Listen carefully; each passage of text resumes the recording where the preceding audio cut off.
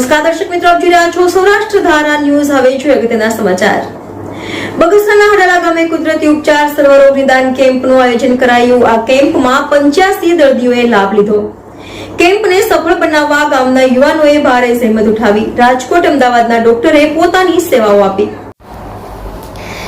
અમરેલીના બગસરા તાલુકાના હડાળા ગામે વિશ્વ વાત્સલ્ય માનવ સેવા ટ્રસ્ટ બગસરાની પ્રેરણાથી અનુભૂતિ ટ્રસ્ટ ભાવનગરના આર્થિક સહયોગ અને વીર જવાન ચેરિટેબલ ટ્રસ્ટ હડાળા તેમજ જ્યોતિ મહિલા વિકાસ સંગઠન હડાળા દ્વારા આયોજિત કુદરતી ઉપચાર સર્વરોગ નિદાન સારવાર કેમ્પનું આયોજન કરવામાં આવ્યું, જેમાં રાજકોટથી ડોક્ટર હિતેશભાઈ પરમાર અને ડોક્ટર કૃતિબેન પરમાર તેમજ અમદાવાદથી ડોક્ટર સાક્ષીબેન સિંગલાએ પોતાની સેવાઓ આપી। કેમ્પમાં વિશ્વ વાત્સલ્ય માનવ સેવા ટ્રસ્ટના મેનેજિંગ ટ્રસ્ટી દેવચંદભાઈ સાવલિયા અને વીર જવાન ચેરિટેબલ ટ્રસ્ટ હડાળાના પ્રમુખ પ્રફુલભાઈ દેવાણી, હડાળા ગામના સરપંચ પુનાભાઈ પાગઢાળ સહિત ગામના આગેવાનો ઉપસ્થિત રહ્યા।